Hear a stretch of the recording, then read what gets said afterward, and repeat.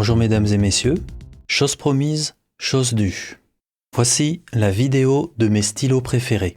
Après la remarquable vidéo que j'avais fait il y a approximativement un an, rappelez-vous, les 3 meilleurs stylos de l'année 2023. Eh bien, je rempile, voici mes 10 meilleurs stylos. Alors, dit comme ça ne veut pas dire grand-chose.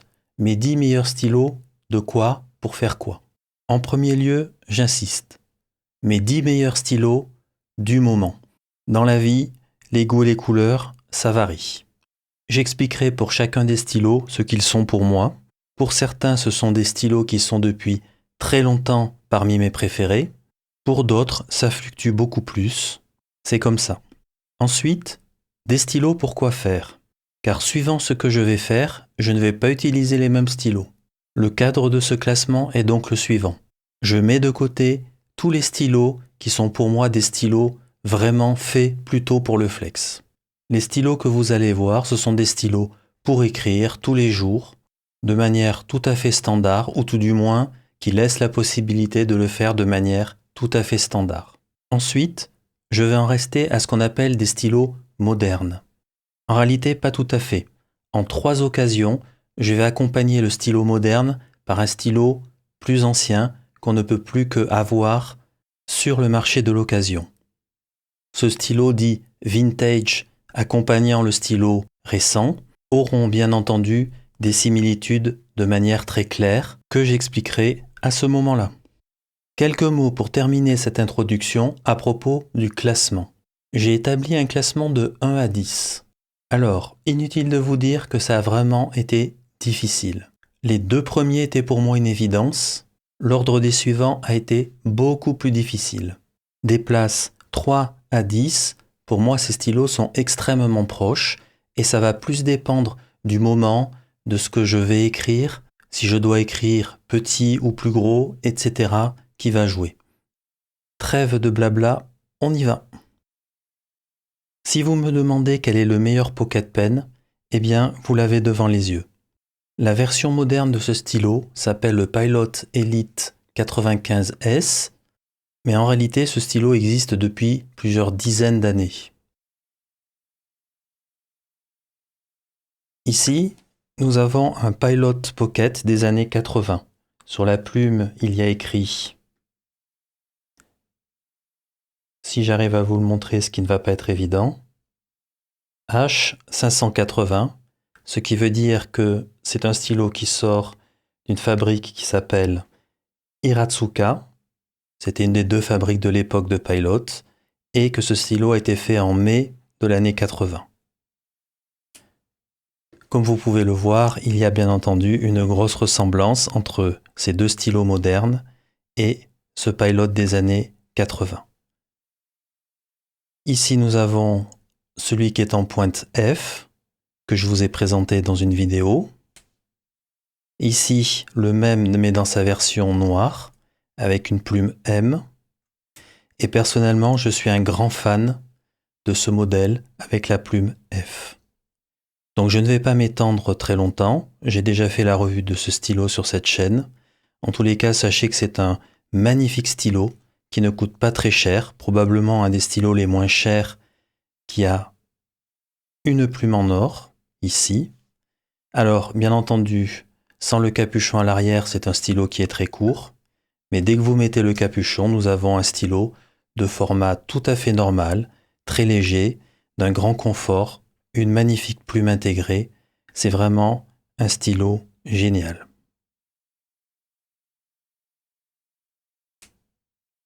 Est-ce que c'est le pocket pen le plus robuste? Certainement pas.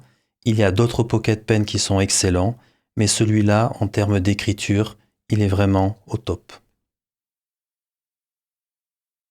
Position 9, c'est un stylo Aurora, le Talentum Dedalum. C'est un très très beau stylo d'apparence. Je n'ai pas encore présenté de stylo Aurora sur cette chaîne. En tous les cas, j'en ferai la revue cette année, sans aucun doute. J'aime énormément son apparence, très simple. Il y a une petite histoire qui est attachée à ce stylo ça me plaît beaucoup. Il est très très doux au toucher. Le capuchon est absolument magnifique. Et bien entendu, la plume Aurora, qui n'est rien d'autre en réalité que la plume de l'Aurora 88, ainsi que son grip. Je n'en dirai pas plus, puisque j'en ferai la revue cette année. En position 8, un stylo qui a tout simplement la classe.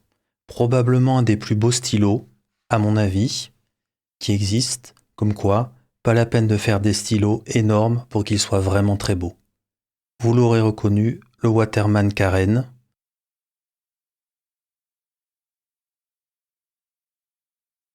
Un capuchon Snap-Cap, une superbe plume Certi, le carénage d'un bateau sous vos yeux. Absolument superbe.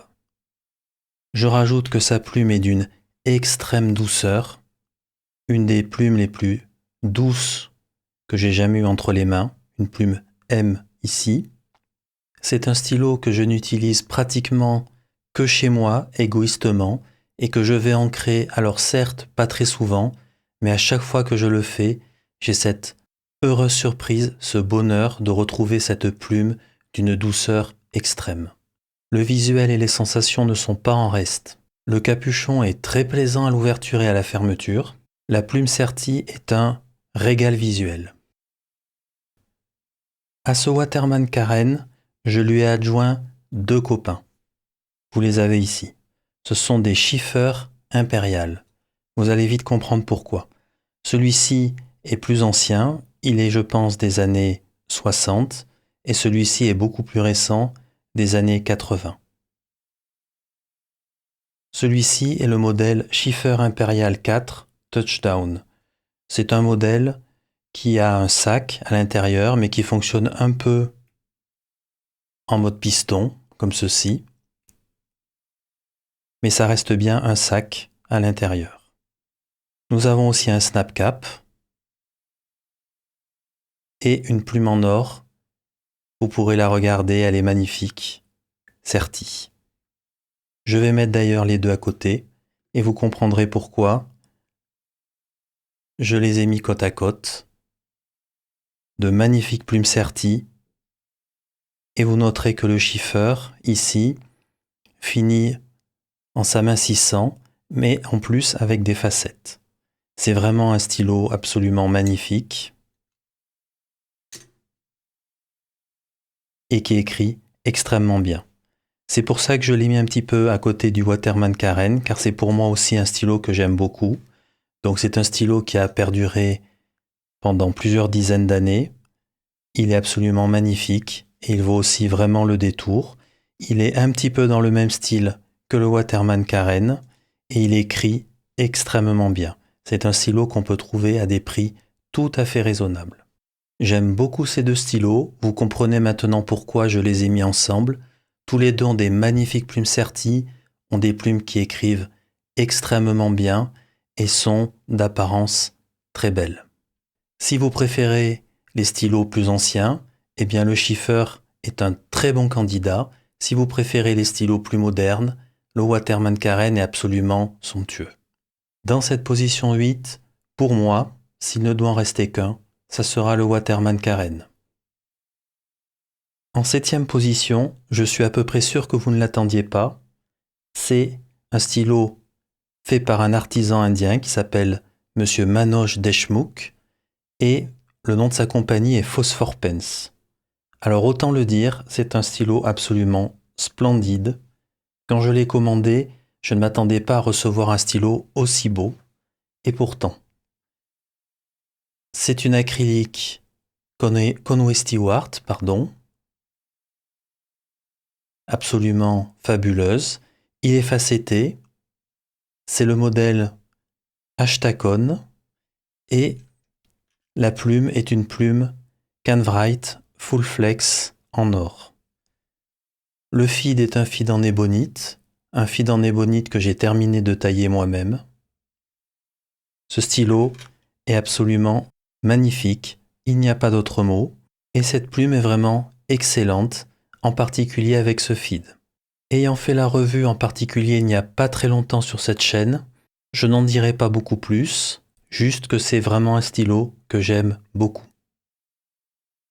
En position 6, nous retrouvons un stylo fait par un artisan australien du nom de Monsieur Just, le nom de la compagnie étant Just Turning. Ce stylo est un petit peu particulier car il a une plume Sailor Extra Fine en or et il est fait avec un Blank Tornpenco Special Sauce. C'est un stylo absolument magnifique dont j'ai fait la revue aussi sur cette chaîne. Que dire de plus sinon regardez par vous-même.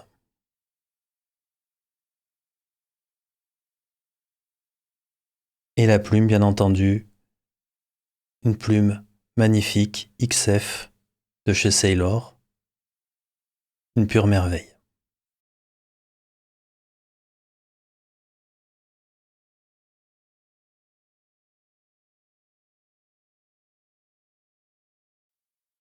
En position 5, bien entendu, il n'était pas possible pour moi de ne pas avoir dans ce classement un stylo de chez Santini Italia. Ici, nous avons 3 stylos. Alors, il n'en restera qu'un à la fin, mais je tenais à vous présenter les 3, à la fois parce que je voudrais vous parler de 3 plumes différentes de chez Santini, et aussi, il y a 2 modèles que je préfère parmi tous les modèles de chez Santini. Je voulais donc vous les montrer. Nous commençons par l'Unica, qui a la spécificité d'avoir son capuchon qui se visse par le pas de vis du bout du capuchon. Il est fait ici en ébonite. Nous avons ici le modèle Nonagon, que je trouve absolument magnifique. Il est facetté. Et ici, c'est une édition spéciale, donc peut-être pas évident à acheter et à trouver. Mais grosso modo, il est sur le format Unica. Ces stylos existent bien entendu en ébonite et en résine ou en acrylique. Ce sont mes 2 modèles préférés, clairement chez Santini, le Nonagon et l'Unica. Ce modèle-là s'appelle le Calypso, mais comme je vous disais, c'est un modèle au format Unica. Il y a 3 plumes dont je voudrais vous parler. Pour les amoureux des traits larges et des plumes extrêmement douces, la première plume est une plume architecte. En fait, A plus B, architecte en normal et B en mode reverse. C'est une plume extrêmement douce et que j'aime beaucoup. Il y a la plume F Flexi, Fine Flexi, et il y a la plume F Cursive Italique Super Flexi. Ce sont mes 3 plumes préférées chez Santini, mais s'il ne devait en rester qu'une, ça serait la plume F Flexi. En termes de modèle, le modèle ici est un tout petit peu plus pratique à utiliser jour après jour. Le modèle Unica, je veux dire, est plus facile à utiliser jour après jour que le modèle Nonagon, mais les deux peuvent être utilisés tous les jours sans aucun problème. J'aurais du mal à départager ces 2 modèles, mais je dirais que j'ai quand même une petite préférence pour l'Unica. Et en termes de plumes, clairement, pour moi, la meilleure plume chez Santini, c'est la F Flexi. Nous passons à la place 3 et 4, avec 2 stylos que j'ai décidé de ne pas départager. Vous allez vite comprendre pourquoi. Ils seront donc tous les deux 3 ex aequo. Nous sommes ici tout simplement chez Pélican, et nous pouvons le dire au top de chez Pélican. Nous allons alterner de ce qui est pour moi le meilleur du moderne de chez Pélican avec le meilleur de ce qui est du vintage de chez Pélican. Allez, on commence par le moderne. Je vous mets la petite session d'écriture de ce stylo Pélican M1000, bien connu, dans sa forme traditionnelle de chez Pélican, absolument magnifique. Donc le fameux vert strié au niveau du corps. Et on découvre une plume absolument merveilleuse, ici en F. Alors n'oubliez pas que les dimensions de plume sont un petit peu sous-estimées chez Pélican, c'est-à-dire que nous sommes face à une F qui écrit clairement comme une bonne médium plume. Cette plume est absolument magnifique, merveilleuse, une excellente plume, peut-être une des meilleures qui ait jamais été faite, à mon avis. Je ne veux pas dire la meilleure parce qu'il y a quand même d'autres plumes qui sont absolument exceptionnelles, mais en tous les cas, elle fait partie vraiment, sans aucun doute, des meilleures plumes qui ont jamais existé. Je passe maintenant au Pélican 140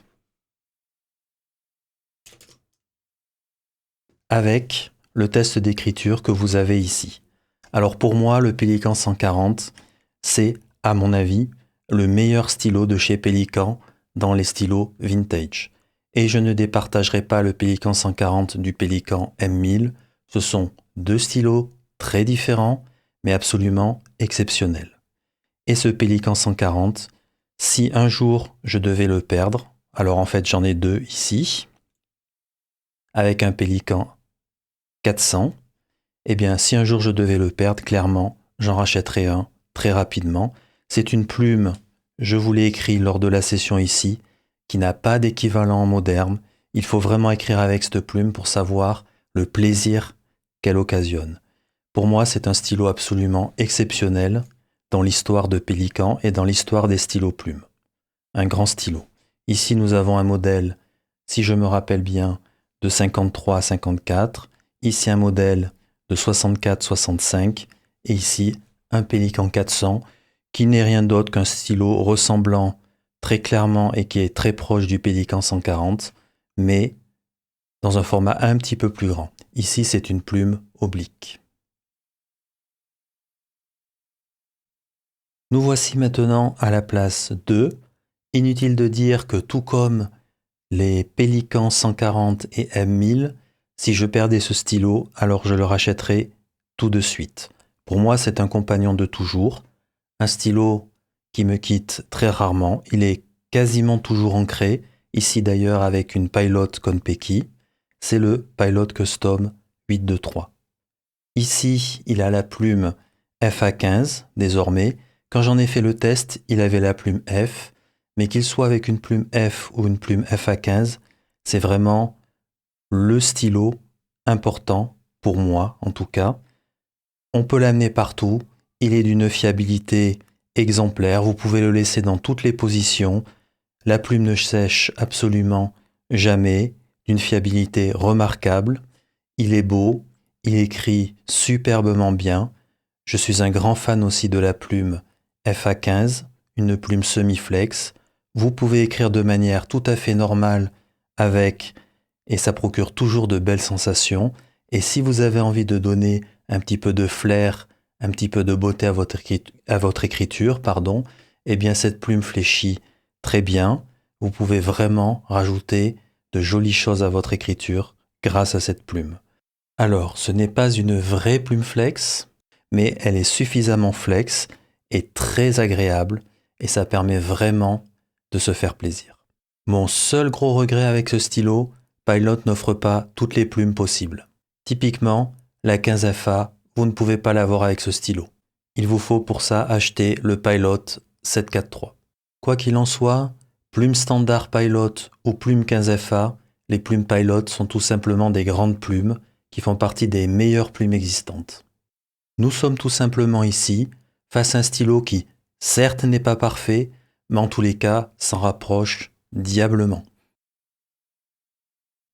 Maintenant, la plus haute marche du podium, mais je pense que ça n'étonnera pas grand monde, en tous les cas pour ceux qui suivent une fontaine de plumes, c'est bien entendu le Visconti Homo sapiens, et en particulier le Bronze Age. Pour moi, le Visconti Homo sapiens, c'est avant tout le Bronze Age, même si, quelles que soient ses autres finitions, ça reste un stylo exceptionnel et à plus d'un titre. Vraiment un stylo que j'admire énormément. Les personnes, les ingénieurs, les techniciens qui ont fait ce stylo sont pour moi des gens qui ont vraiment travaillé, ont proposé vraiment quelque chose d'unique avec une plume unique. Je ne vais pas refaire bien entendu la revue de ce stylo. Ici, le Visconti Homo Sapiens Bronze Age avec sa plume 18 carats de taille M. Un matériau absolument unique, que ce soit au toucher, en visuel, et qui est aussi un matériau solide. Une plume qui écrit exceptionnellement bien. Rien à dire. Un système de vacuum filler, le genre de stylo que vous pouvez emmener partout, avec assurance et sécurité. Il fonctionnera tout le temps. Vous pouvez le laisser très longtemps sans écrire. La plume ne séchera pas. C'est vraiment un stylo exceptionnel. Quelques mots sur cette version du Visconti Homo Sapiens. C'est la version Demo Stone, ici, dans sa finition rubis.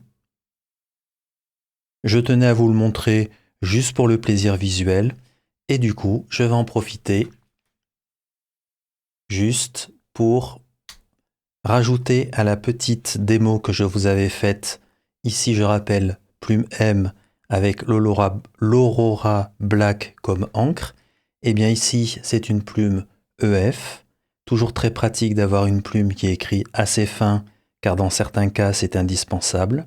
Et je vais rajouter à côté de la plume M une écriture en extra fine afin que vous puissiez comparer entre le M et le EF. Donc ici, nous aurons le trait EF. Ici, c'est l'encre Diamine Oxblood. Toujours le même papier, bien entendu. Je mets quelques traits en dessous. Voilà la plume EF comparée à la plume M.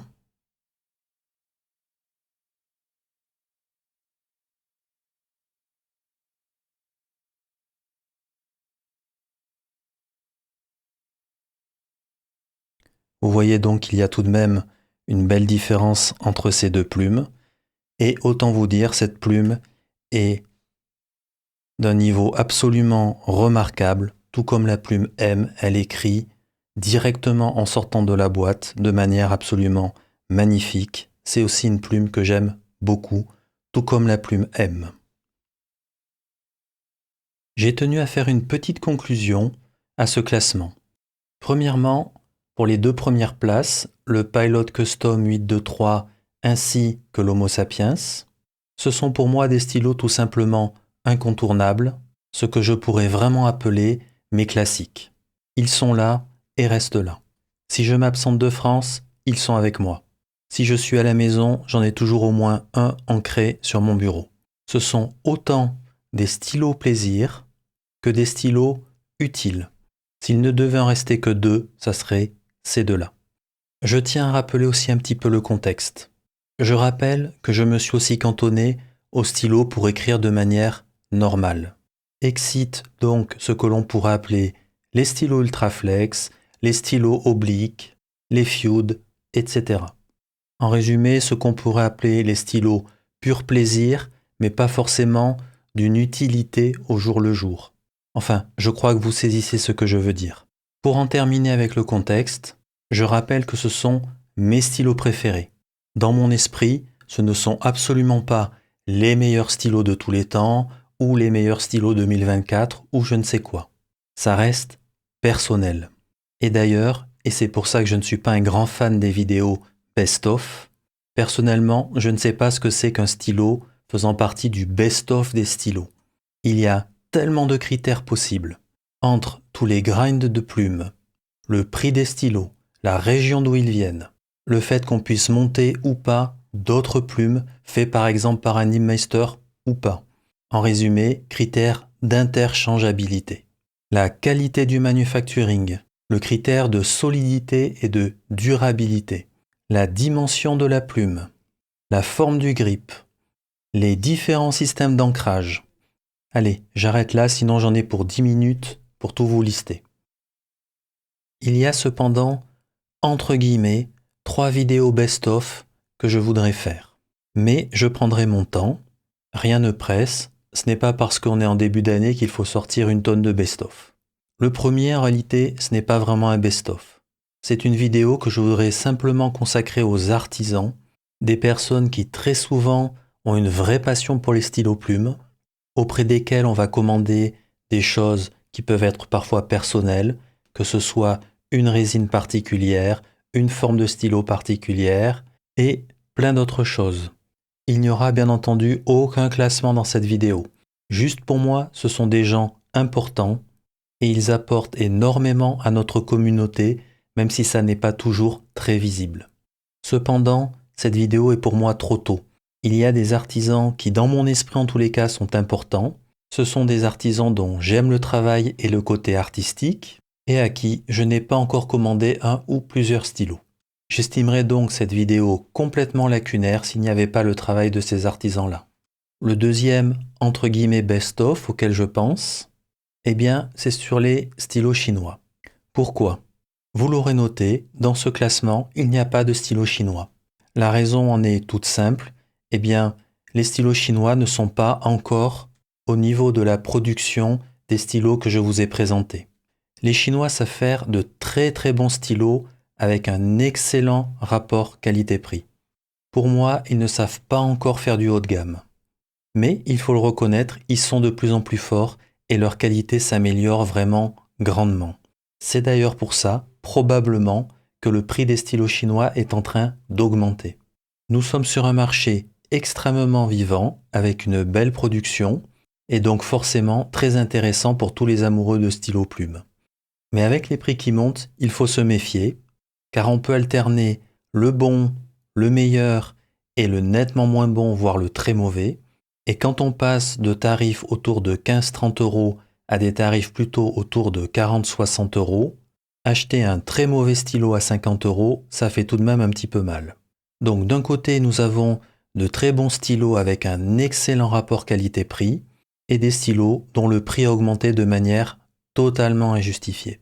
Ceci justifie donc, à mon avis, de faire une vidéo non seulement pour présenter ce qui, à mon avis, pourraient être les meilleurs stylos chinois qui sont sortis ces derniers temps, et rajouter ceux qui sont clairement à des prix inappropriés.